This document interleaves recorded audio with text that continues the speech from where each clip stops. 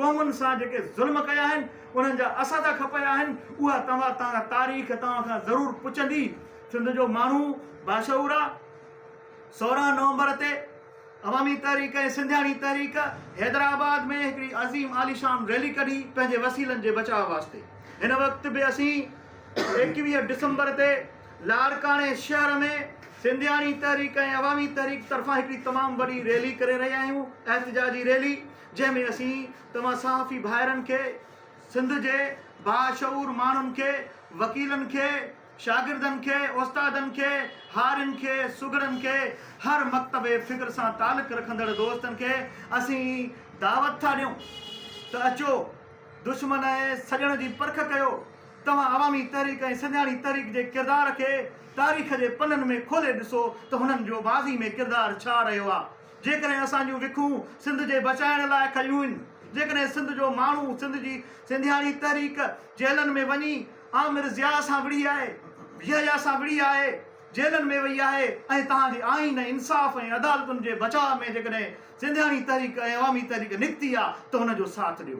21 डिसंबर ते समूरी सिंध खे असीं दावत था ॾियूं त सिंध जो माण्हू अचे अवामी तहरीक जो साथ ॾिए ऐं 21 डिसंबर ते हिन हुकुमराननि खे, हिन फ़ाशिस्ट हुकुमराननि खे ऐं हिन फ़ाशिस्ट ज़हनियत रखंदड़ असांजे नाम निहाद चूंडियल नुमाइंदनि खे ॿुधायूं त सिंध जो ख़मीर जागे थो, सिंध जो ज़मीर जागे थो ऐं सिंधी माण्हू जेके हिन धरती जा हज़ारे सालनि जा वारिस आहिनि उहे तव्हांखे पंहिंजा वसीला न ॾींदा ऐं तव्हांजूं ही जेके तरमीमूं जेके आमिरनि खे करणु खपनि उहे आमिरनि जे रूप में तव्हां जमहूरियत जे चोगो पाए अवाम सां धोखो करे अवाम जे वोट जो मैंडेट जो तोहीन करे ऐं जेके आमिरनि खे तव्हां मज़बूत कयो था ऐं उहे आमिर जेके तव्हां तारीख़ में खोले ॾिसो त अॻ में बि उन्हनि खां ॾंघिजी हिन वक़्तु उन्हनि जे तव्हां वञी वेठा आहियो चोगे में, उहो अवाम सां धोखो आहे, अवाम सां ठगी आहे, जमहूरियत खे तव्हां बदनाम कयो आहे। तंहिंजे करे अवामी तहरीक तव्हांजे ख़िलाफ़ु ईंदी।